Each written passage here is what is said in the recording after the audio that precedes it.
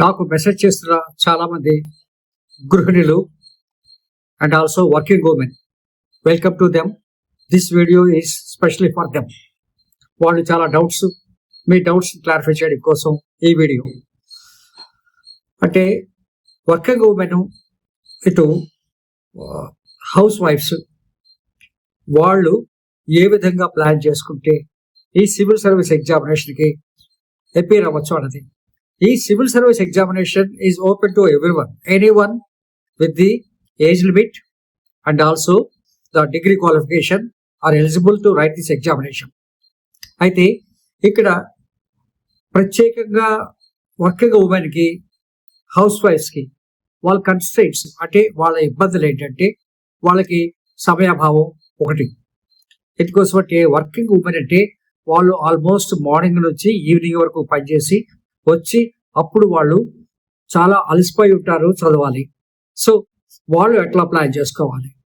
అట్లాగే house wives, వాళ్ళ సమస్య ఏంటంటే కుటుంబాన్ని చూసుకుంటూ, భర్తను చూసుకుంటూ, పిల్లలు చూసుకుంటూ, అట్లాగే ఒకవేళ కానీ చిన్న ఉమ్మడి కుటుంబం, అత్త బావ వీళ్ళందరూ ఉన్నప్పుడు ఇవన్నీ అడ్జస్ట్ చేసుకుంటూ తను చాలా కాంప్రమైజ్ అవుతూ తన ఒక ధ్యేయాన్ని ఏ విధంగా చేరుకోవాలనేది వాళ్ళ సమస్య. సో వీళ్ళిద్దరికీ కూడా నేను చెప్పగలిగింది ఒకటే, నేను చెప్పగలిగిన సూచన ఒకటే. కారణం ఏంటంటే మేము చెప్పినవన్నీ కూడా చాలా జనరల్గా చెప్పినట్టుగా ఉంటుంది. మీ పర్సనల్ ఎక్స్పీరియన్స్, మీ పర్సనల్ కన్స్ట్రెయింట్స్, మీ పర్సనల్ ప్రాబ్లమ్స్, మీకు ఫ్యామిలీ నుంచి ఎంతవరకు కోఆపరేషన్ వస్తుంది, ఫ్యామిలీ నుంచి కోఆపరేషన్ రాకుండా మీరు చదవాలంటే మాత్రం చాలా కష్టం. కారణం ఏంటంటే సివిల్ సర్వీస్ ఎగ్జామినేషన్ ఒక్కసారి పరీక్షలో కూర్చున్నట్లయితే అక్కడ అభ్యర్థులందరూ సమానమే. అంటే అభ్యర్థులు సమానం ఏంటంటే క్వశ్చన్ పేపర్ అందరికీ ఒకటే పేపర్ వస్తుంది. సో హౌస్ వైఫ్స్ అట్లాగే ఉద్యోగస్తులు అని చెప్పి డిఫరెంట్గా ఫేవరెట్ ఏదో ప్రత్యేకంగా ఏమి చూడటం అనేది ఉంటుంది. కాబట్టి ఇక్కడ అందరూ తెలుసుకోవాల్సిన విషయం ఒకటి, మీరు వ్యక్తిగత సమస్యలు, మీ ప్రొఫెషనల్ ప్రాబ్లమ్స్, అట్లాగే మీ ఫ్యామిలీ సమస్యలు ఎన్ని ఉన్నా సరే ఈ ఎగ్జామినేషన్ అందరికీ కూడా సమానంగానే ఉంటుంది. కాబట్టి ఒకవేళ మీకు ఏదైనా సరే రిజర్వేషన్ కేటగిరీలో మీరు వచ్చినట్లయితే ఇట్స్ ఓకే.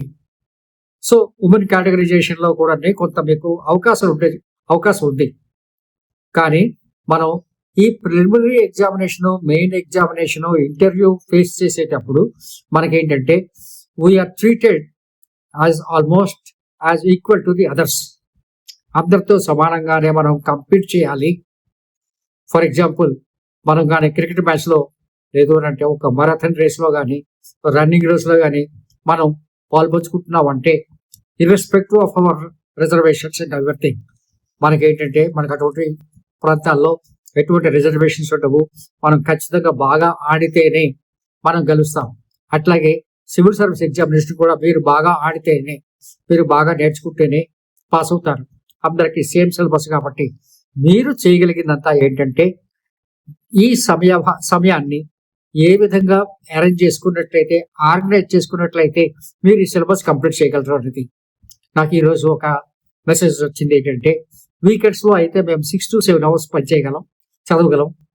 అలాగే అలా కాకుండా మిగతా రోజుల్లో అయితే మాకు 3 to 4 hours చదువుకునే అవకాశం చాలా కష్టం అన్నది సారాంశం. నేను చెప్పగలిగింది ఒకటే, ఎవరైనా సరే ప్రతి ఒక్కరికి కూడా ఇండివిజువల్ డిఫరెన్సెస్ ఉంటాయి. అంటే గ్రహించే శక్తి వ్యక్తికి మధ్య తేడాలు ఉంటాయి. రెండోది అంటే రిటైనింగ్, మనం గుర్తుపెట్టుకోవడం అన్నది. గుర్తుపెట్టుకోవడం విషయంలో కూడా కొంతమంది తొందరగా మర్చిపోతారు, కొంతమందికి ఏంటంటే అంత తొందరగా మర్చిపోరు. ఒకసారి చదివితే సరిపోతుందో, 2 సార్లు 3 సార్లు చదివితే సరిపోయే వాళ్ళు కూడా ఉన్నారు. కాబట్టి ఇవి మీ తాలూకా ఇంటెలెక్చువల్ కెపాసిటీ బట్టి, మీ జ్ఞాపక శక్తి, మీ ధారణా శక్తి బట్టి ఇక్కడ మీరు మీ టైంని మీరు ప్లాన్ చేసుకోవాల్సిన అవసరం ఉంది. ఏదేమైనా సరే నేనైతే ఎక్స్టెన్సివ్ రీడింగ్కి ఎగరెస్ట్. అంటే ఎక్కువ చదవాలి, అది ఎక్కువ చదివిన వాళ్ళు ఎక్కువ ఇబ్బందులు పడే అవకాశం ఉంది. మనకి ఏ మేర చదివితే సరిపోతుందో ఆ మేర చదివితే సరిపోతుంది అన్నది నా ఉద్దేశం. నేనైతే పెద్ద పెద్ద పుస్తకాలు, డిగ్రీ పుస్తకాలు లేదు అంటే చాలా లోతుగా చదవాలని నేనైతే చెప్పను. ఎందుకంటే ఇంతకు ముందు వీడియోలో కూడా మీకు చెప్పాను, ప్రతి పేపర్ కూడా ఈ ఎగ్జామినేషన్ వాళ్ళు ఏం చేస్తున్నారంటే జనరల్ స్టడీస్ అని చెప్తున్నారు తప్ప వాళ్ళు పర్టికులర్ గా ఎక్స్పర్టైజ్ సర్వీసెస్ చెప్పట్లేదు. సో మీరు చాలా లోతుగా అధ్యయనం చేయాల్సిన అవసరం లేదు, కానీ మీకు ఫౌండేషనల్ నాలెడ్జ్ చాలా గట్టిగా ఉండాల్సిన అవసరం ఉంది. మీకు కాన్సెప్ట్ గట్టిగా అర్థం అవ్వాల్సిన అవసరం ఉంది. కాన్సెప్ట్ ని ఏ విధంగా ఉపయోగించాలి అనేది తెలుసుకోవాల్సిన అవసరం ఉంది. కాబట్టి ఇక్కడ వర్కింగ్ ఉమెన్ అండ్ హౌస్ వైఫ్స్ మీరు ఖచ్చితంగా ఫాలో అవ్వాల్సిన విధానం ఏంటంటే, మీరు ఖచ్చితంగా న్యూస్ పేపర్ రీడింగ్, ఒక నేషనల్ న్యూస్ పేపర్ రీడింగ్. అంటే తెలుగు మీడియంలో మనకేంటంటే జాతీయ పుస్తక పేపర్లు ఏవి లేవు కాబట్టి మనం హిందూ కానీ ఇండియన్ ఎక్స్ప్రెస్ కానీ న్యూస్ పేపర్ చదవమని చెప్పి ఒక చిన్న అడ్వైస్. అట్లాగే Yojana and competition success review రెండు కూడా ఇంగ్లీష్లోనే ఉంటాయి. ఆ రెండు కూడా మీరు ఖచ్చితంగా మీరు చదవాలి. సో దానికి మీకు ఎంత టైం పడుతుంది? యోజన, కాంపిటీషన్ సక్సెస్ రివ్యూ అనేది మంత్లీ మ్యాగజైన్స్, న్యూస్ పేపర్ అనేది డైలీ పేపర్. కాబట్టి డైలీ పేపర్కి మీరు ఎంత టైము కేటాయించగలరు, అందులో ఏ ఏ టాపిక్స్ మీరు చదివితే బాగుంటుంది అన్నది నేను రాబోయే వీడియోస్ లో చెప్తాను. టాపిక్స్ చెప్తాను, టాపిక్స్ ఎక్స్ప్లెనేషన్ కూడా ఇస్తాను. ఆ టాపిక్ ఏ విధంగా ఎగ్జామినేషన్ లో చదివితే బాగుంటుందో కూడా నేను చెప్తాను. సో ఆ విషయంలో ఏంటంటే మీరు న్యూస్ పేపర్ రీడింగ్ అన్నది ఖచ్చితంగా మీరు ఇటు headlines, at the same time editorial paper మధ్యలో ఉండే సంపాదకీయం. సో ఇవి మీరు ఖచ్చితంగా చదవాల్సిన విషయాలు. అట్లాగే కాంపిటీషన్ సక్సెస్ రివ్యూలో చాలా మోడల్ పేపర్స్, మాక్ టెస్ట్లు ఉంటాయి, అవి మీరు ఖచ్చితంగా చదవాల్సిన విషయాలు. అట్లాగే యోజన, కురుక్షేత్ర అవి మీరు ఖచ్చితంగా చదవాల్సిన విషయాలు. మిగతా సబ్జెక్ట్ వచ్చేసరికల్లా ఎస్ఏ రైటింగ్ మీరు ఖచ్చితంగా ప్రాక్టీస్ చేయాల్సిందే. సో మీరు ఏ టైంలో ప్రాక్టీస్ చేస్తారు, ఎలా ప్రాక్టీస్ చేస్తారు అన్నది మీరు ఒక్కసారి మీ మైండ్ సెట్ ని, మీ మైండ్ మ్యాపింగ్ మీరు చేసుకోండి. ఎందుకంటే everything depends upon our self confidence, our consistent effort ఒకటే కాదు, నేను పని చేస్తున్నానని కాదు, నేను పని చేస్తుంది ఎంత అర్థవంతంగా పనిచేస్తున్నామో అన్నది నెంబర్ 1. నెంబర్ 2, మీరు చేస్తున్న పని అది పూర్తయ్యే వరకు కన్సిస్టెంట్ గా చేస్తున్నారా లేదా, ఒక క్రమబద్ధీకరణతో చేస్తున్నారా లేదా అనేది సెకండ్ ఇంపార్టెంట్. ఈ రెండు చేయగలిగిస్తే నా ఉద్దేశంలో అయితే ఎవరికైనా సరే 7 రోజులకి లెక్కేసుకుంటే ఇంచుమించుగా మీరు ఒక 50 hours ఆఫ్ స్టడీ టైం మీరు ఎట్లా వీలవుతుంది మీరు చూసుకొని మీరు చేయాలి. అదే హౌస్ వైఫ్స్ అయితే ఖచ్చితంగా ఫ్యామిలీ సపోర్ట్ ఉంటేనే మీరు చేయగలరు. లేదంటే ఫ్యామిలీ డిస్టర్బెన్సెస్ తో ఎమోషనల్ గా మీరు స్ట్రెస్ ఫీల్ అయ్యే అవకాశం ఉంది. సో ఈ స్ట్రెస్ నుంచి మీరు పైకి రావడానికి మీరు ఏం చేయాలనుకుంటున్నారు అన్నది, అంటే యోగా, మెడిటేషన్ సంబంధించి మీరు ఏమైనా ప్లాన్ చేస్తున్నారా, కనీసం అరగంట అయినా సరే. అట్లాగే హౌస్ వైఫ్స్ తాలూకా ప్రాబ్లం ఏంటంటే రెగ్యులర్ ఫుడ్ హ్యాబిట్స్ విషయంలోనే వాళ్ళకి కొంచెం సమయాన్ని పాటించకపోయినట్లయితే, అంటే నా హస్బెండ్ రావాలి, పిల్లలు రావాలి, లేకపోతే మా అత్తమామగారు కూర్చొని తినాలి అన్న ప్లానింగ్స్ ఉన్నట్లయితే ఖచ్చితంగా మీ తాలూకా దినచర్య అనేది ఇబ్బంది పడుతుంది. వాళ్ళ సమయంలో వాళ్ళకి పెట్టి మీ సమయంలో మీరు భోజనం చేసినా మీకు సమస్య లేదు అనుకుంటేనే మీరు ఈ కార్యక్రమం చేయగలరు. కాబట్టి ఒక fixed time, fixed mind, fixed effort is very very important. So మీరు అది ప్లాన్ చేసుకోవాలి. అదే వర్కింగ్ ఉమెన్ అయితే మార్నింగ్ వెళ్తున్నారు కాబట్టి మీకు మార్నింగ్ లోగే న్యూస్ పేపర్ రీడింగ్ ఇవన్నీ కంప్లీట్ చేసుకోగలరు. సో గంటన్నర కానీ వాటి మీద దృష్టి పెట్టినట్లయితే, అంటే ఈ రోజు పేపర్ ఈ రోజు చదవాలని లేదు, ఈ రోజు పేపర్ రేపు చదివిన ప్రాబ్లం లేదు. కాబట్టి ఎగ్జామినేషన్ కోసం ప్రిపేర్ అవుతుంది ఈ కరెంట్ అఫైర్స్ అన్ని కూడా. సో మీరు ఈవెంట్ పేపర్ రేపు మార్నింగ్ సరికల్లా 4:30కో ఎంతకో లేచి మీరు కానీ అది కంప్లీట్ చేయగలిస్తే ఇట్స్ ఓకే. అట్లాగే మీ తాలూకా జర్నీలో మీరు ఆఫీస్కి వెళ్తున్న సమయంలో మ్యాగజైన్స్ రిఫరెన్స్ కింద చూసుకుంటే కూడా మీకు సరిపోతుంది.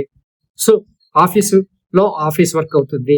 ఆఫీస్ వర్క్ అయిన తర్వాత మళ్ళీ మీ రిటర్న్ జర్నీలో మీరు ఒక్కసారి మ్యాగజైన్స్ కానీ న్యూస్ పేపర్లో ఎక్కడైనా సరే మీరు స్కిప్ అయిన పాయింట్స్ కానీ ఒకసారి చూసుకొని ఇంటికి వచ్చాక ఫ్రెష్ అయ్యి ఒక కాఫీ తీసుకొని అప్పుడు మీరు ఏంటంటే ఒక 3 to 4 hours స్టడీ కానీ మీరు చేయగలిగినట్లయితే, అట్లాగే వీకెండ్ అనేది రెగ్యులర్ క్యాండిడేట్స్ అయినా సరే, హౌస్ వైఫ్స్ కి అయినా సరే, లేదు అని అంటే ఇటు వర్కింగ్ ఉమెన్ కి అయినా సరే, you have to concentrate on the mock test and writing practice thoroughly. So మీరు దీన్ని చేయగలిస్తే అవుతుంది. మీరు జనరల్ స్టడీస్ అంటే జనరల్ స్టడీస్ ఒక పేపర్ కంప్లీట్ అయ్యే వరకు కనీసం 15 రోజులు మీరు కంప్లీట్ చేయాల్సిన పరిస్థితి ఉంది. ఈ 2026 లోనే మేము ఎగ్జామినేషన్కి వెళ్తున్నాం అంటే పరిస్థితి ఏంటి అంటే, అటువంటి వాళ్ళకి నేను ఖచ్చితంగా చెప్పే సలహాలంటూ ఏమీ లేవు. కారణం ఏంటంటే civil service examination is a long term preparation. Long term preparation అంటే మేము చెప్పేది 7 hours 8 hours మీరు ప్లాన్ చేసుకోండి, 2-3 hours మీ ఎక్సర్సైజ్ కోసం వాటి కోసం పెట్టుకోండి అని చెప్తాం. అదే మరి హౌస్ వైఫ్స్ కి వీళ్ళకైతే మీరు అంత సమయం కేటాయించలేనప్పుడు మీరు తక్కువ సమయంలో 2 నెలల్లో 3 నెలల్లో మీరు రాసిస్తే ఇది మిరాకిల్ గా అవుతుంది చెప్పడానికి నేనైతే సాహసించట్లేదు. సో నేను చెప్పేది ఏంటంటే 2027 కానీ మీరు ప్లాన్ చేసుకుంటుంటే ఇప్పుడు నేను చెప్తున్న ఈ వీడియో మీకు పనికొస్తుంది. అలాగే మీరు ఏదో 2 years నుంచి మీరు ఆల్రెడీ ప్రిపేర్ అవుతూ వస్తూ ఉంటే ఈ వీడియో మీకు పనికొస్తుంది. అంతేగాని ఈ 2026 లో రెడీమేడ్ గా ఇప్పటికిప్పుడు అంటే డోంట్ హ్యావ్ ఎనీ, ఇప్పుడు నూడిల్స్ అంటే వెంటనే చేసేవచ్చు, అది కాకుండా ఎమర్జెన్సీ టిఫిన్ చేయాలంటే ఉప్మా చేయొచ్చు. కానీ దీన్ని అట్లా చేయటం కుదరదు. నేను ఎవరిని కూడా కించపరిచినట్టుగా మాట్లాడలేదు. అటువంటి భావం మీకు కలిగితే క్షమించండి. But at the same time I'm telling the truth, the fact. మీరు నన్ను అడుగుతున్నారు కాబట్టి నేను మీకు కరెక్ట్ గా గైడ్ చేయాల్సిన బాధ్యత నాకు ఉంది. కాబట్టి మీరు తీసుకోవాల్సిన జాగ్రత్తలు ఇవి, మీరు డైలీ చేయాల్సిన పనులు ఇవి. వీకెండ్ సమయం సరికల్లా మీరు ఖచ్చితంగా ఏంటంటే you have to sacrifice your personal comforts. ఎందుకంటే వీకెండ్స్ కల్లా మనకి ఏదైనా రిక్రియేషన్ అనేది చాలా అవసరం పనిచేస్తున్న వాళ్ళకి, అట్లాగే హోమ్ మేకర్స్ కి. బట్ సివిల్ సర్వీస్ కి ప్రిపేర్ అయినట్లయితే మీకు ఆ వీకెండ్ ఒకటే టైం ఉంటుంది కాబట్టి ఆ వీకెండ్ లో మీరు పూర్తి సమయాన్ని కానీ దీని మీద కేటాయించగలిస్తే, అట్లాగే మీ లైఫ్ పార్ట్నర్స్ మీకు పూర్తిగా సహకరించగలిస్తే మీకు ఖచ్చితంగా ఇది ఒక ప్లస్ పాయింట్ అవుతుంది. కాబట్టి మీరు కనీసం 50 hours of study in a week మీరు ప్లాన్ చేసుకోగలగాలి. అది ఎలా ప్లాన్ చేస్తారనేది మీరే చూసుకోండి. మీకున్న ఫ్యామిలీ బర్డెన్స్, ఫ్యామిలీ రెస్పాన్సిబిలిటీస్, అది కాకుండా ఆర్థికంగా ఇబ్బందులు ఉన్నట్లయితే అది it adds something more to this one. So ఇవన్నీ మీరు ఆలోచించుకొని మీరు ప్లాన్ చేయాల్సింది. ఇంకా ఏమైనా కావాలి అని అంటే నాకు మెసేజ్ పెట్టండి, నేను మీకు సరైన రీతిలో చెప్పడం కోసం ప్రయత్నం చేస్తాను.